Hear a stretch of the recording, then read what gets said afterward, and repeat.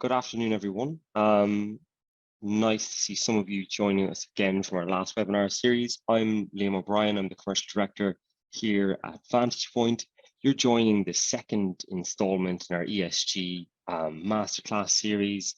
And today will be all around taking the first steps and the challenges you might face when it comes to ESG, and making that a little bit more real, following on from our last webinar, which is all around why you should care about ESG. So just first of all, so you know who you're speaking to, we're joined by the team from IA Seminars and ourselves at Vantage Point. Vantage Point is an organization. We help organizations understand their people, their processes, and their systems, and how they're going to structure them to meet the ever-evolving requirements of ESG. We help organizations go all the way from ideation to implementation in whatever technology solution they might decide to go with. And IA Seminars are here today to provide you with all of the necessary knowledge to back up your ESG journey. So joining us on the call, I'll let the panel do their own introductions when the time is right. But I think just as a brief overview, we have Matt Benarin, a fellow director at Vantage Point. We have Kate Daniels from IA Seminars. We have Robert Mullen from IA Seminars as well. And then obviously we have myself. The way we're going to structure the next hour or so is you're going to have a presentation run by Kate, and then we're going to switch into a question and answer format, and we'll have a really lively debate, I'm sure, as we had in the last session. Just a couple of things to note before we get into the presentation from Kate. Please answer all poll questions if you'd like to claim the CPD credits. And also, please, just like we had in our last webinar, ask as many questions as possible via the Q&A function, and we should be able to get to all of them. So Kate, maybe I'll hand over to you at this point to kick off, and look forward to hearing the presentation. Thank you, Liam. I'm excited to be back today. You know, we had a great turnout last webinar and we all had a lot of fun. I think we were surprised by the level of engagement and the maturity and the nuance of the engagement. So thank you all for coming again. And we hope that this is as stimulating and thought-provoking and also as useful. One of the things I committed before is that these sessions are going to be tangible, practical, applicable sessions that you can take away and use in your work. So before I dive into the presentation and introduce myself, I'll just quickly introduce IA Seminars. For those of you who don't know IA Seminars, we were founded in London some 20 years ago. So this year we're celebrating a pretty significant birthday. Our team are based in the UK, but we work with an international faculty, originally experienced in international accounting standards, and now increasingly in the fields of ESG and sustainability issues. Traditionally, we've delivered training on international accounting standards to accounting professionals all over the world. But in recent years, we've seen demand grow for training on ESG reporting and a number of related topics. And so now we're able to offer training to a broader range of business professionals. So while we love accountants, and we always will, we are delighted to be working with a greater number of clients from a wide range of professions. Regardless of the topic or the profession, our commitment is to look after every customer and focus our service around their needs. And that's why around 50% of our business comes from repeats or referrals cared for by our team. So I'll introduce myself briefly, as I did last time. My name's Kate Daniels, and I'm an instructor with IA Seminars. I've been working in the field of ESG since long before it was part of the common lexicon in our investment discourse. I started my career in 2005 down in South Africa, working for a Dutch South African nonprofit, then went on to an international NGO in the Africa and Middle East area office. And around 2010, I started to feel quite disillusioned with the aid world. And I moved wholeheartedly to the for-profit sector, taking over a role as head of ESG for a Pan-African forestry company based in East Africa. I did that for the next 5 years, and that was really sort of what catapulted me into the world of how ESG shows up in the investment landscape and how ESG not only mitigates risk, but creates value for portfolio companies and for their investors. I saw firsthand as we were raising capital from development financing institutions, the ways in which ESG becomes a huge driver of company valuation and risk profile. And as many of you know, the DFIs are very risk conscious investors, keen to keep their names out of the front page of the paper. So the level of scrutiny and rigor with which they conducted ESG due diligence was something I learned from and something that I've used and applied ever since. My world of work since then is I went to business school in Johannesburg. I worked for a South African ESG consulting firm for a while. And then I founded my own firm in 2015 and have been working in the space ever since. I've advised Latin American forestry companies, private credit providers from the Middle East who are looking to deploy capital into sub-Saharan Africa. I've worked with North American lenders and with the first Pakistani REIT. I specialize in environmental and social policy creation, management systems, due diligence, and training, obviously. So that's a little bit about me. And before we get into the sort of meat of the presentation, because so much of this session is about materiality, I wanted to raise the first polling question around this topic of materiality. So what is the significance of materiality? Please choose just one answer. Is it, it's important to the CEO, it is likely to impact ESG ratings, it is likely to impact financial, reputational, or legal performance, or it is a list of disclosures that every company must release. So I'll give you a moment to offer your answer. Please choose whichever one of these is the most appropriate answer in your opinion. And we'll get into the definitions in just a moment. So I'll give you a few more moments. Hey, I'm talking to an informed audience. So most of you answered correctly. It is likely to impact financial, reputational, or legal performance. This is critical, right? Because I think sometimes there's a misconception that ESG is a box ticking exercise related and related concepts like materiality are also box ticking. But actually this, the idea of materiality is that it is core to who the company are and how they show up in the market, and that all of these pieces, financial, reputational, and legal performance, can be impacted by your materiality profile. So let's dive into the presentation. So definitionally, as many of you know, materiality is likely to impact financial performance. That's according to the Sustainability Accounting Standards Board, or it's likely to impact financial, reputational, economic, or legal performance. I prefer that definition. Often materiality, especially in the context of the Sustainability Accounting Standards Board, or SASB, is from an investor's perspective. It's very much looking at the financially material parts of your company that might not be represented on the balance sheet, that are pivotal or often materials that IT of use to your investors and that should be disclosed publicly along with your financial reporting. I pulled this box from PepsiCo on the right because I think it does a nice job of articulating why materiality matters both to the company looking inward and to the world looking outward. So for PepsiCo, I'll read it because I know it's a bit small. Conducting materiality assessments keeps us focused on issues that are important for our business and our stakeholders. This ensures we stay abreast of the rapidly evolving sustainability landscape. It affirms our priorities and helps us to focus resources where they will have the greatest impact as we work to produce consistent, comparable, and reliable sustainability disclosures.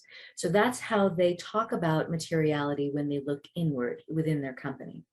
When they talk about it to the external world, a materiality assessment identifies the social and environmental issues that are most important to a business and its stakeholders, such as investors and customers. Remember last webinar, we talked about the push and the pull for why companies start focusing on ESG. It's often driven by either your investors or it's driven by your customers. The Global Reporting Initiative, the GRI, which I kind of speak interchangeably about SASB and GRI as the two main frameworks for ESG management and reporting. The The GRI standards provide a framework for assessing material issues and defining boundaries. Transparency around companies' materiality approach and results can give stakeholders confidence in the robustness of their sustainability program, right? So for PepsiCo, it's not just how they justify materiality or how they think about materiality as it creates value for the company, but it's also about how they communicate their materiality assessment to the world, to their audience of stakeholders and shareholders.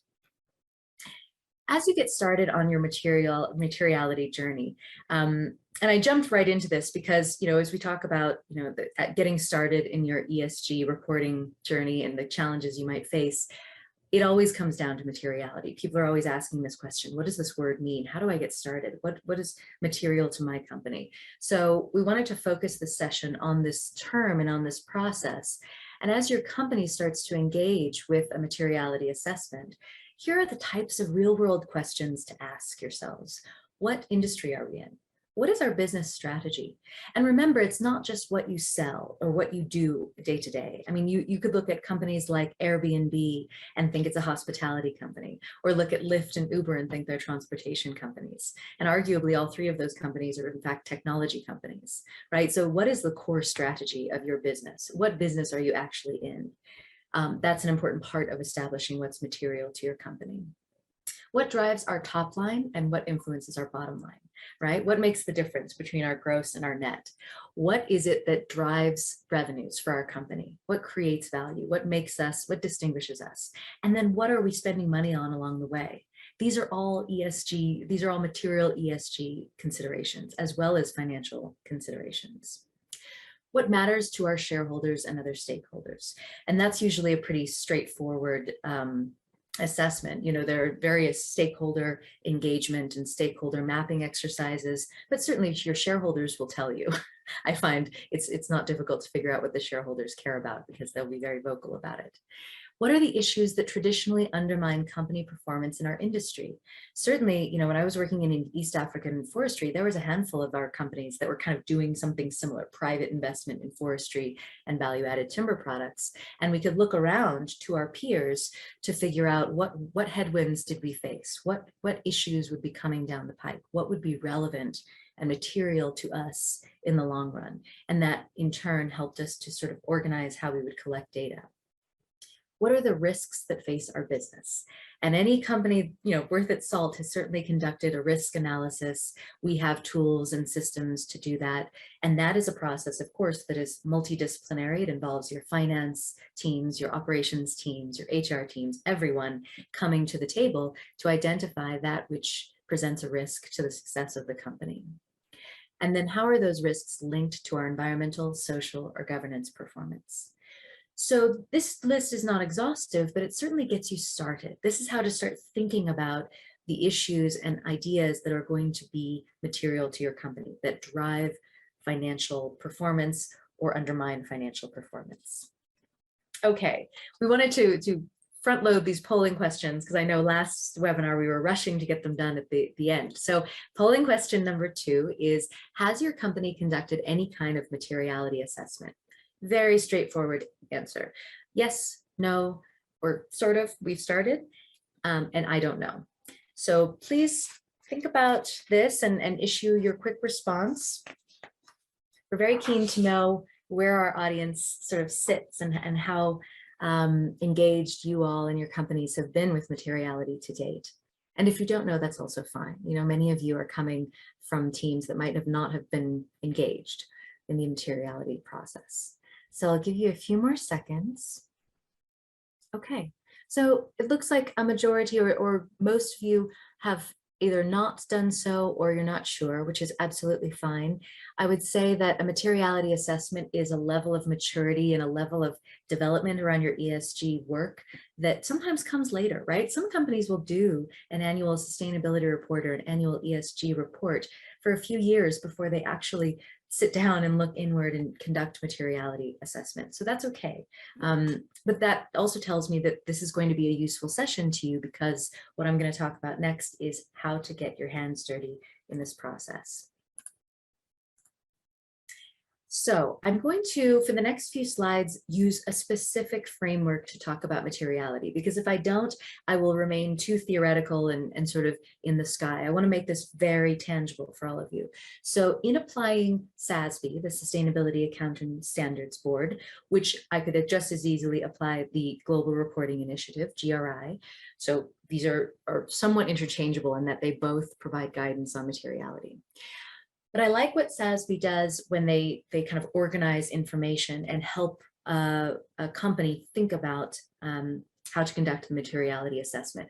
They start with a high level of 5 sustainability dimensions. That's how they're organizing information. It's between environment, social capital, human capital, business model and innovation, and leadership and governance. So these are kind of the top of the funnel ideas under which information will be organized. And then, quite logically, under each of these are ESG material issues that will come up. And these are also quite intuitive for most of us who've thought a little bit about ESG. Under environment, it'll be greenhouse gas emissions, air quality, waste management, water management. Under social capital, especially for technology companies, it'll be customer privacy and data security, human rights and community relations. Under leadership and governance, it'll be business ethics, anti-money laundering, critical incident risk management, again, back to that risk profile, systemic risk management. So all of the kinds of issues you'd want to think about and manage and mitigate as a company are organized under these 5 broad sustainability dimensions, okay? So hold that in your minds for a moment. Then what SASB does is they've introduced the Sustainable Industry Classification System. This breaks down 11 core sectors, which, you know, this is pretty exhaustive. They're at all times working on additional industries and sectors, but I think most of our companies and our operations would fall into these 11 sectors. And then within them, they break down the 77 industries that are relevant in all of these sectors. So it's as you would imagine, if you're talking about food and beverage as a sector, then it's going to break down in more detail agricultural products, alcoholic beverages, restaurants, tobacco. So all industries that are tangentially related to the food and beverage or which fall under the food and beverage umbrella. All right, so now keep that sort of way of organizing information in your mind. Then SASB offers us a materiality map. So the materiality map used to be freely available. I used to bring it up on a website and I could move my mouse over these different boxes and they would light up and I could click on a box and it would elongate to give me more detailed information. Now it's behind a paywall. So, you know, contact us if you want to work more closely with these tools. We have access to them. I'm part of the SASB consulting network, so I have additional tools that I can share. But what's nice about this is that it is interactive and it does provide guidance. So everything I say about materiality today must be filtered or taken through the filter of your company's experience and that which you and your leaders consider material and important to your company. But at the very least, SASB and GRI provide guidance on what they think or what they have assessed to be material and germane to specific industries.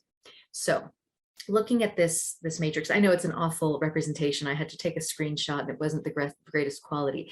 Effectively, over on the far left-hand column, it's the dimensions. So environment, social capital, human capital, business model and innovation, leadership and governance.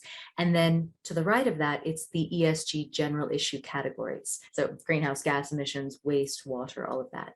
And then across the top row are the 11 sectors. And then if you were to click, let's say we were to click on that first black box, consumer goods, it would open up like this, and it would unfold the specific industries captured under the sector of consumer goods, which is useful to you if you're establishing what is material to your company, because you can then move through this matrix and get an idea for the types of disclosures your company should be offering to the world. So if I am an e-commerce company under the sector of consumer goods, this is suggesting to me that energy management is going to be a material topic that I should be disclosing information on. Likewise, if you go down that e-commerce row, it's going to suggest to me that customer privacy and data security are material topics that I should be disclosing information on. So really, you're starting at a much more advanced place by using these tools, because there's already a suggested list of material topics that your company should be disclosing. And then, and I'll get to this in a moment, your company should take this list and filter it through your own experience, right? All of this is suggested information. And then as you decide that which is most material to your company, that process is your materiality journey. So there's something sort of exciting about doing this as a multidisciplinary team within your company. So I share that because I wanted to show you how very practical and applicable these tools are, right? It's not just reading reams of paper about what materiality means. It is, what is my sector? What is my industry? And then how can I figure out which topics are most material likely to my industry, and then decide what I want to report on. I've pulled a few other of these types of boxes. There are boxes like this or guidance like this in the SASB standards for all 11 sectors, including all 77 industries. So again, if you want more information on this, we have detailed documents, but it's a bit much to kind of pack into the course catalog. But if you're, for example, working in oil and gas midstream, and you want to think about what is most material to our company from an environmental perspective, you're going to be reporting on greenhouse gas emissions, air quality, and ecological impacts, right? If you are talking about coal operations and you want to know what is most material to our company from the social capital dimension, you're going to report on community relations and the rights of Indigenous peoples. If you want to know about iron and steel producers, what are they meant to report on when it comes to leadership and governance? One of the most important topics will be supply chain management. Okay, so these indicators, or these pieces of guidance, are quite valuable because they do kind of lead a company toward the types of things he or she should be reporting and disclosing to shareholders and stakeholders. I've picked another box here around transportation. So likewise, if you're in the transportation industry, you can find not only your overarching sector, but the specific industry in which you find yourself, and then the material topics you should be disclosing. Finally, the question will emerge, okay, so we've got this list of suggested disclosures from SASB. Now what do we do with it? How do we take that and fashion it down to a list of disclosures that we will commit to putting in our annual sustainability report and to disclosing alongside our financials? And GRI offers a really, I think, a very handy 4-step process for doing that. First is to understand the organization's context, right? Which kind, again, back to those initial questions, what company are we?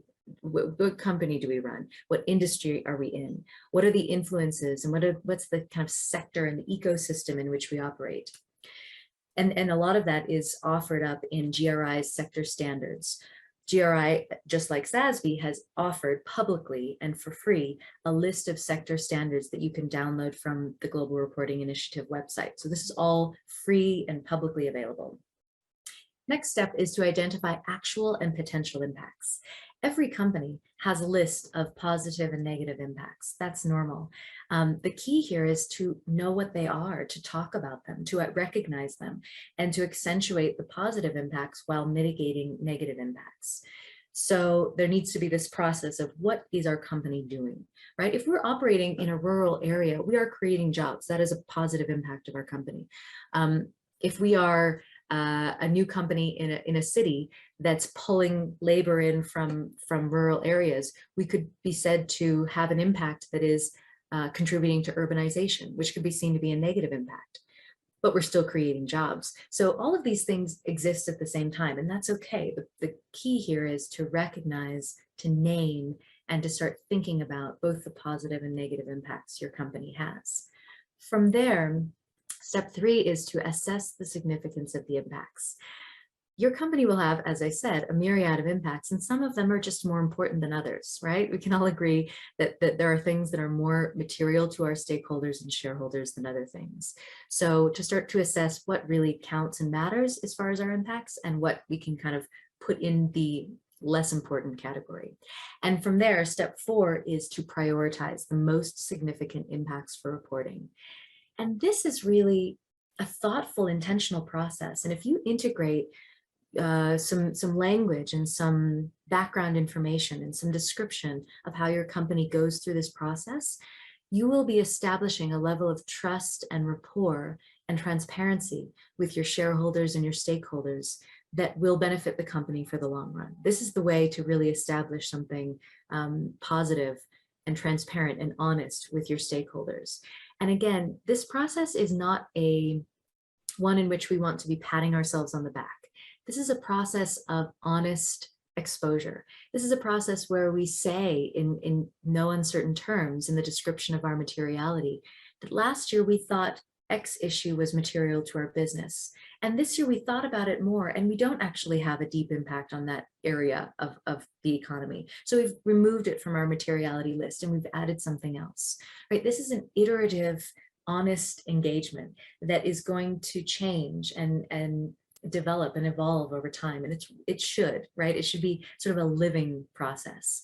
And then finally, like any good kind of theoretical application, GRI has offered us sort of an XY axis of significance of the reporting organization's economic, environmental, and social impacts versus influence on stakeholder assessments and decisions that allows us to sort of plot our impacts to establish that which is most important to our company.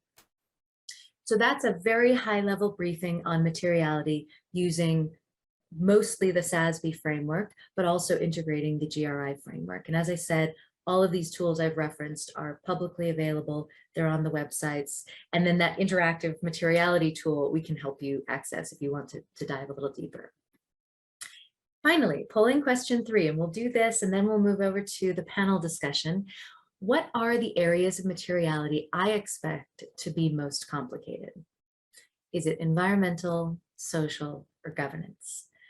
So give that a thought for a sec, and it's quite likely you'll say all of them or more than one, but that's, for now, I'm really interested in where you think you're going to have the most challenge or complications in establishing materiality, in which one of these 3 areas. So please select one. Social. So I'm not surprised to see that. It's been an interesting last few years in the discourse around ESG, and what I've heard coming up more and more is that environmental disclosures feel more accessible because they're more empirical, right? It's quite specific and it's quite exact to report on greenhouse gas emissions, or tons of waste used last year versus tons of waste used this year, or amount of water used last quarter versus this quarter. These are very tangible empirical metrics, but social metrics are often less so, right? How do you quantify the value of positive relationships with your surrounding communities?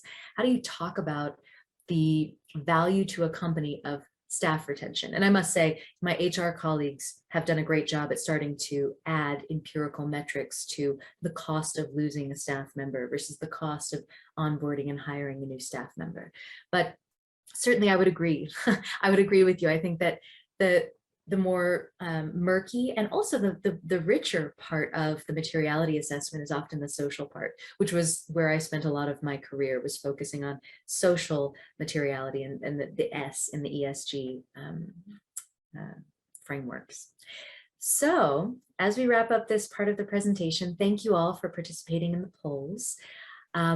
We will now move over to a panel discussion with all 4 of us, moderated by Liam. So Liam, I will invite you back and hand it over to you. Excellent. Thank you very much, Kate. Some really good, tangible and practical advice there. And just maybe to follow that up and to throw the first question over to the panel. And that question would be, one of the things we're thinking about here is the data question. And how do we have a connected data landscape? And maybe how do we take our first steps towards thinking about that? I want to ask Matt, maybe. I want to ask Matt. I want to know what a data landscape is. I'm happy to take that one to start. Sure. I think It also depends on the part of ESG we're talking about. I think, Kate, to your point, the environmental side of ESG is much more data oriented than social and governance. I think that there's a bigger systematic focus on how you can collect and gather environmental data than there is maybe across social and governance. I guess if we look at what we spend most of our time talking to finance teams, to reporting teams, and it's those teams that typically are landed with the responsibility of ultimately composing ESG reports. Data warehouses aren't a new concept in businesses, and I think more and more we're seeing finance data warehouses, finance data cubes, reporting hubs, as the finance team looks to centralize more of the data that comes across the business, whether that be HR data, operational data, core accounting data. I think what finance teams need to start to realize, maybe a bit more than they do at the moment, is that the diversity in the data they need to think about, the diversity in the data they need to collect is getting broader. And I think there needs to be a bit of a maturity and step up on the curve of finance and reporting teams starting to take more ownership for more operational data across the business, providing a more diverse set of reporting KPIs. And I think if they start off with the environmental side of ESG, capturing data around things like carbon emissions, that's energy usage, that's a good place to start. And then tackling KPIs around social and governance elements, I think, will probably come later down the line, as they're just a little bit less specific, less finite. And the other thing, and Rob, I'll kind of pass over to you for your thoughts. At the moment, I'm talking about, I guess, data from systems and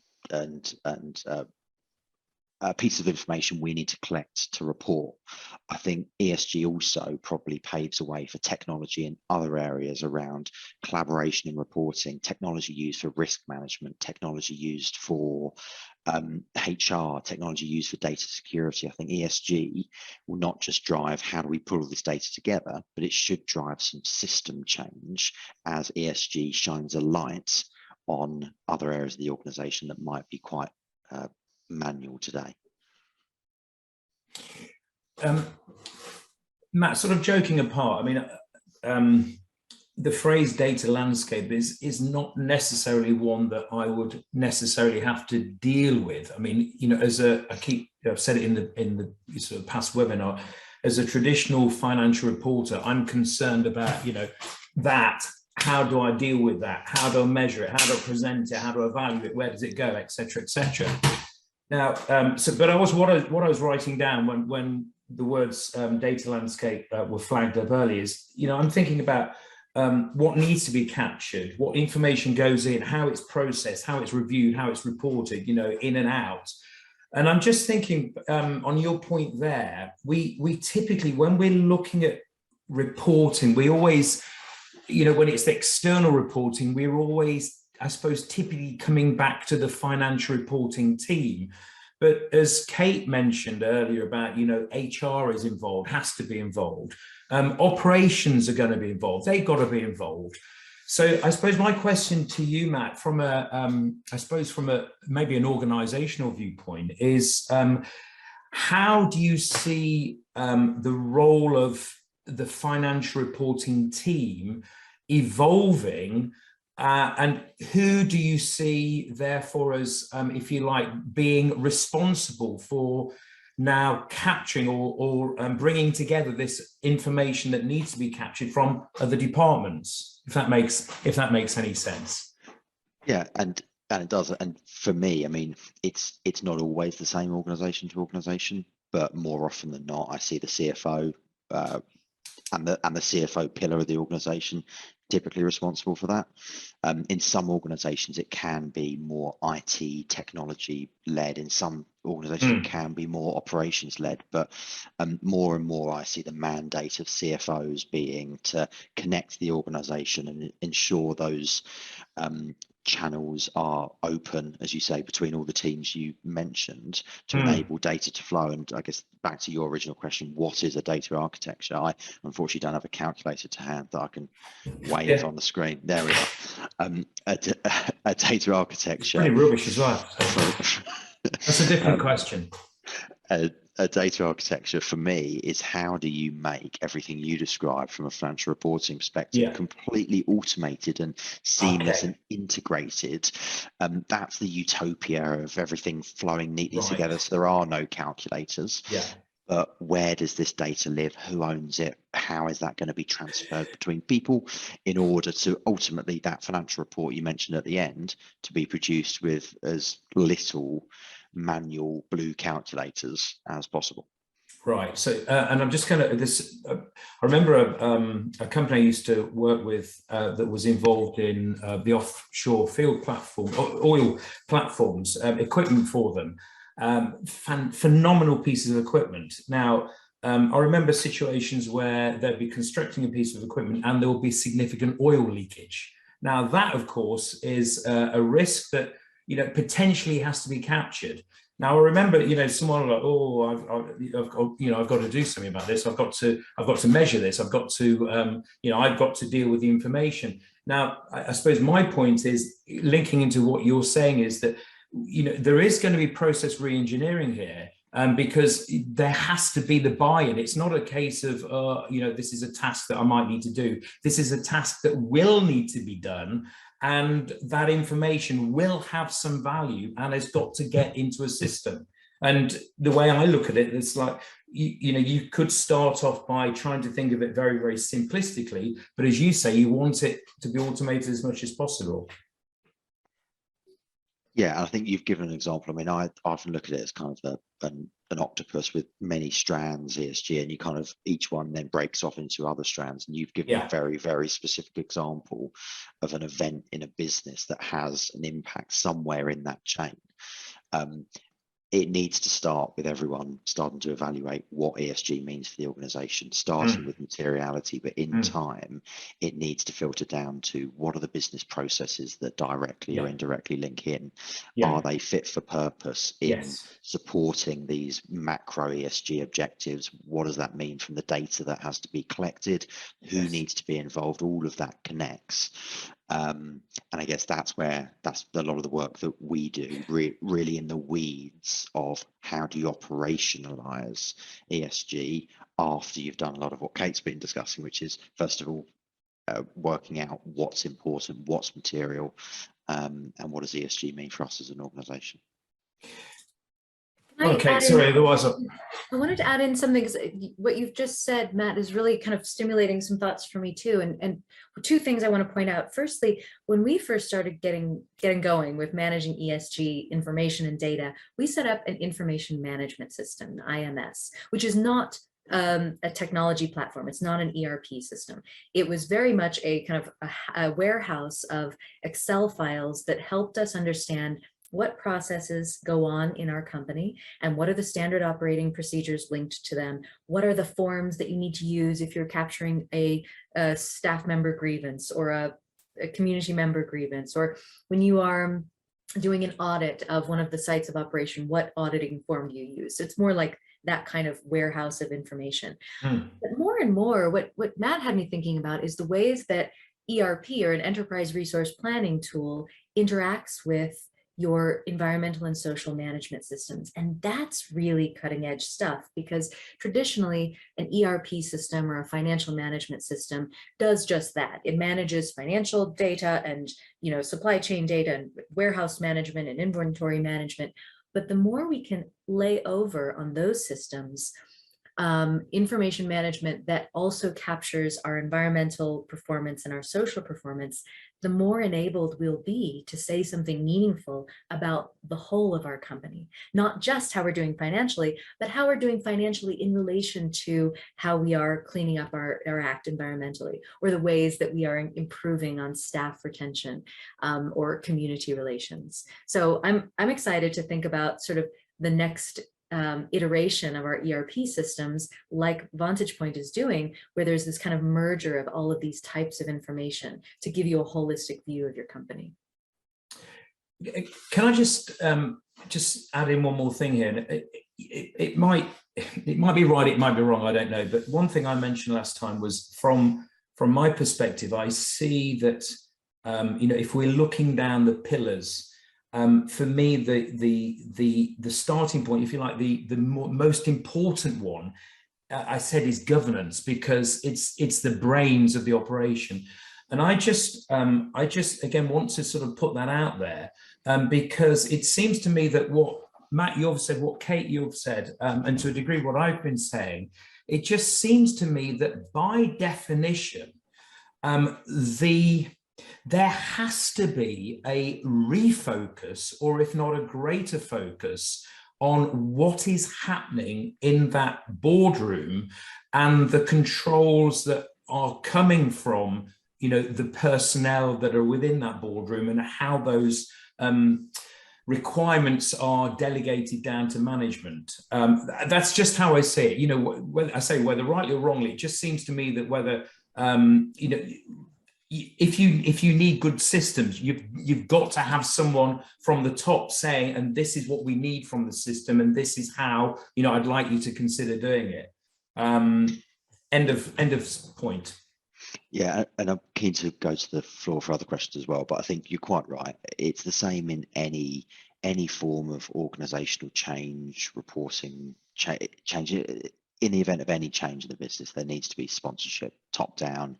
People need to understand what it means for them. People need to be individually excited, but there needs to be that executive understanding and that executive sponsorship to make any kind of change successful. I don't think ESG is any different on that front. Excellent. Guys, I think really good discussion. One thing we do have, though, which is excellent, is lots of questions coming in from our audience, similar to last time. So thank you very much for that. So I think with one eye on time, let's move on to a couple of those. And maybe some of these, I think, definitely Kate or Rob, you can get through fairly quickly. Yeah. First one is there any legal / regulatory requirement to do a materiality assessment? I think this is just the most brilliant question, and it can be quite a long answer, can be quite a short answer. I will make it brief. I would say yes, for the simple reason that where I'm looking at the moment is in terms of the requirements coming down the line very soon from the ISSB, of course, the sister organisation to the IASB, and the two draft standards that we've got at the moment relating to climate and relating to general sustainability related financial disclosures. As a result of those, there is going to be a requirement to assess materiality. Now, where I would maybe not disagree, but come from a slightly different angle to what Kate was saying earlier, is that if you look within those two exposure drafts, materiality is based on an assessment of how it will affect the decision-making process of the users. And those users are, the potential shareholders, the current shareholders, lenders, but it's based on an assessment of this thing called enterprise value. And that is far more of a future-looking measurement than traditional financial reporters have dealt with.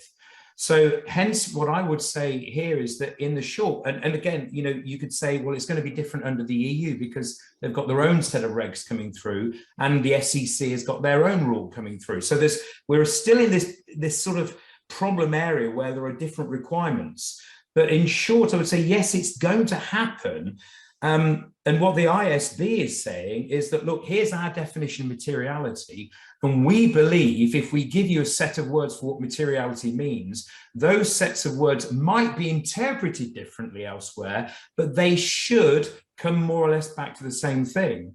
And as I say, it's their definition of materiality is based on this assessment of enterprise value.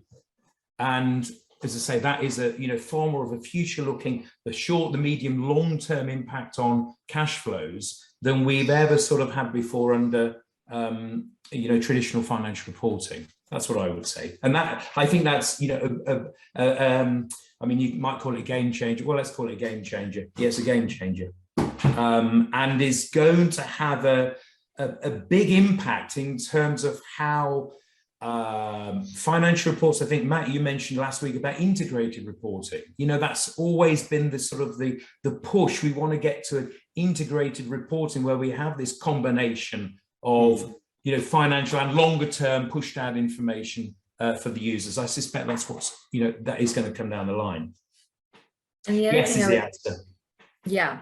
And yes, if you're a public company. So what I would say Yes. as well in answer to that question is it depends on if you're a public company or a private company. I work with a lot of private companies who've elected to voluntarily do materiality assessments and annual ESG reporting, even though they are not regulated or mandated to do so. But if you're a public company, yes, it is regulated and it's part of your necessary disclosures to your shareholders.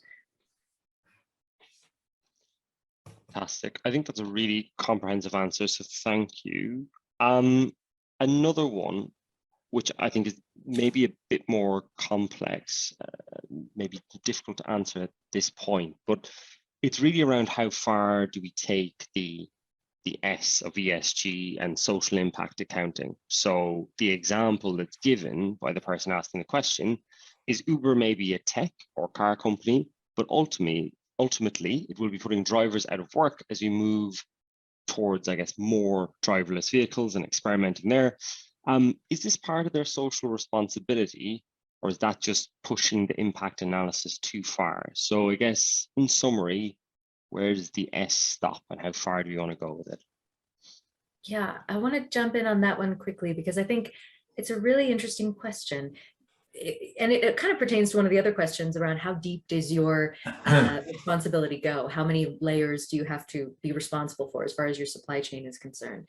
But the S is a sort of moving target in a way, because when Uber and Lyft started, the S considerations or concerns were that taxi drivers were being put out of work, right? And in a way that concern was sort of mitigated by the huge rise in the gig economy and the ways that people have retained agency and sort of an internal locus of control to perhaps have a day job and then have a gig on the side and drive Uber or Lyft in the evenings and on the weekends. And there's something about that that's incredibly empowering and incredibly decentralizing and democratic. But I understand this other question around what's going to happen to drivers broadly, not just of Uber and Lyft, but large lorry drivers, for example, when driverless cars become a more ubiquitous form of transportation.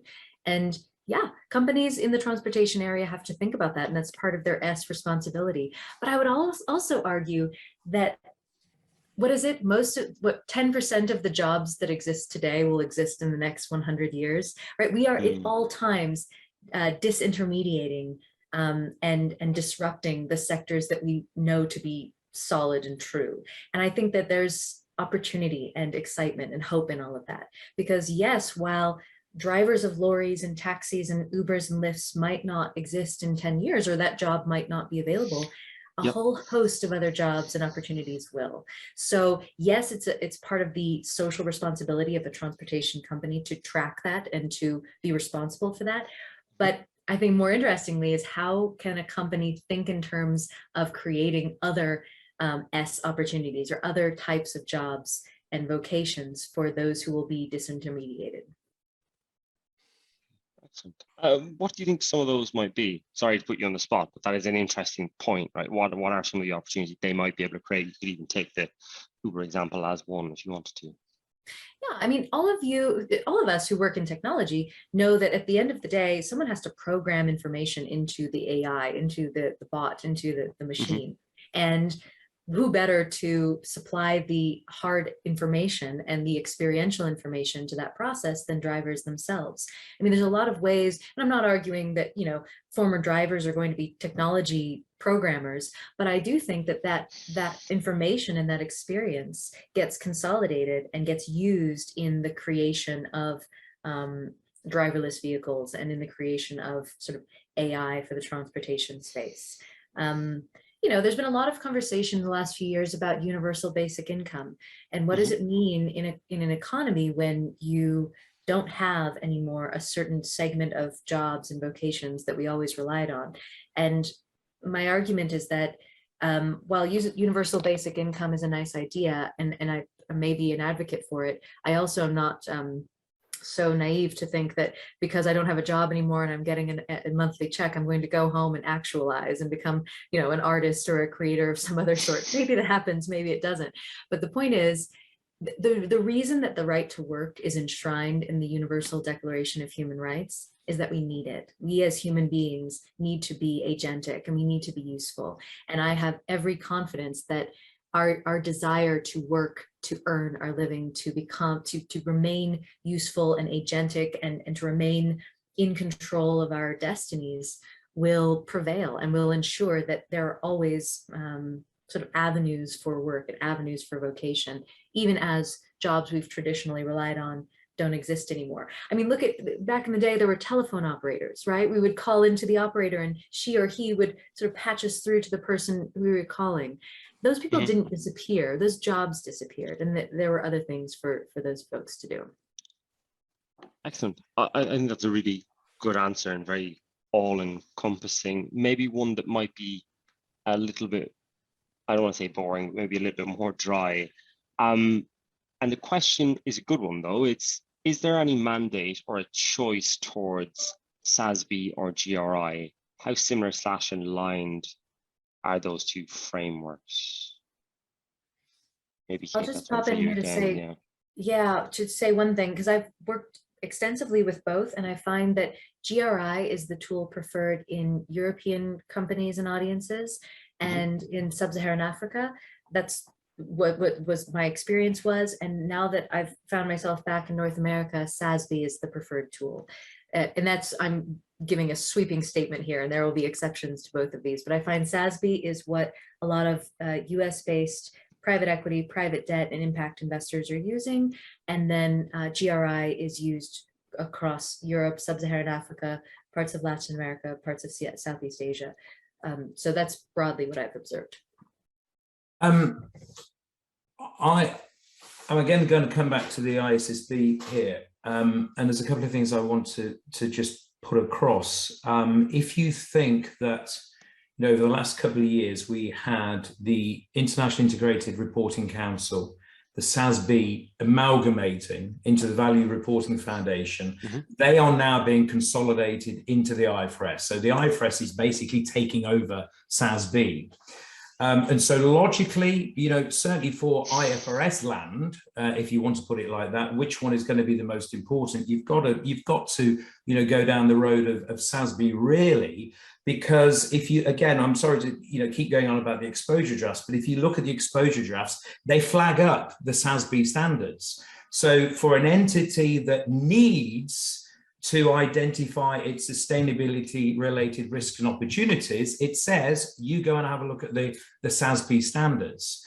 So I think there is an inbuilt, if you want the word bias, towards the SASB, certainly from the ISSB you know, viewpoint.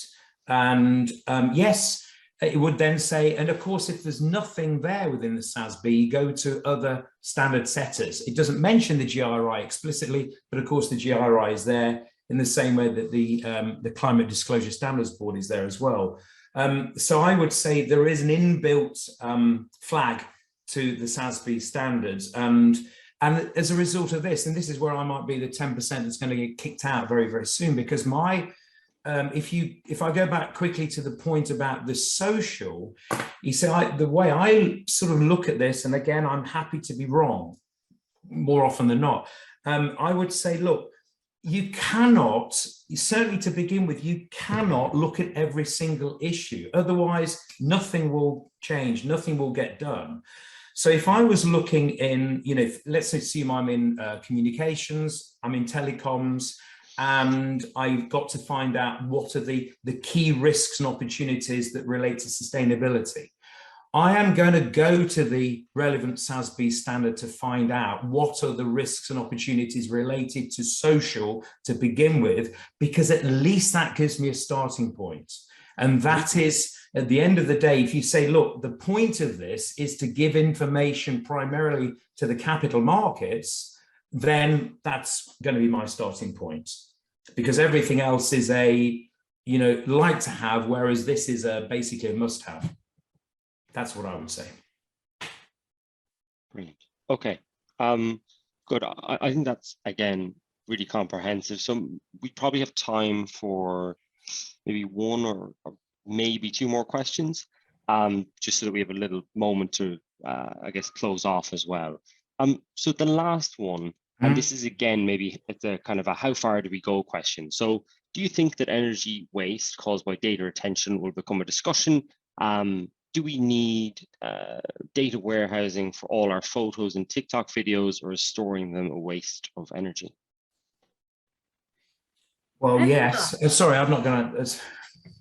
I want to hear what Matt has to say. I probably can't offer the expertise in terms of what I think. One thing, I don't know how much energy is stored in storing TikTok videos. Nor am I an expert. That's a great question. Nor am I an expert on kind of the breadth of ESG reporting. But I think if I take on board some of the things we've discussed, I think the short answer is yes. Anything that is directly, indirectly, for organizations like TikTok or any kind of tech company, the environmental impact of running large volumes of servers. I mean, for example, I know that I think it was Microsoft in recent years have tested running servers in underwater chambers in order to use more, using more natural cooling. So I think it is a very topical discussion in the area of tech. I think if that is a significant portion of carbon emissions, energy waste, then I think it will naturally come up the agenda. And maybe in time it does have an impact on data retention. Data retention regulation is pretty vast in what organizations need to maintain. So I don't think there's too much of a hop, skip and a jump to there potentially being disclosure and more conversation and potentially impact around data retention. But again, I'll caveat everything I just said with not an expert in probably any of the domains that I just spoke about. Well, there's a reason that all the big technology companies are now doing ESG reporting, and it has everything to do with data management and data centers. I'll tell you, all of the companies I've worked with in Silicon Valley, Okta, Box, Splunk, Microsoft, Dropbox, all of the usual characters in the technology field are now doing pretty rigorous ESG reporting, and so much of it has to do with not only data privacy and customer data privacy, but also with the energy usage of data centers. So the quick answer is yes, it is material to that industry, and it's going to be coming up, and you'll see a lot of disclosures around that. Excellent. Okay. Brilliant. That takes us just to time. So maybe Kate, if you just display the details of our next webinar, and then we can let everyone go. So the third and final session of this series will really be around making everything we've learned so far real, and how we implement and report and comply with ESG. That's on the 10th at 1 p.m. London time. So really looking forward to seeing you all back there again. Thank you so much for attending today. And have a lovely afternoon. Thanks. Thank you. Thanks, everyone. Bye-bye.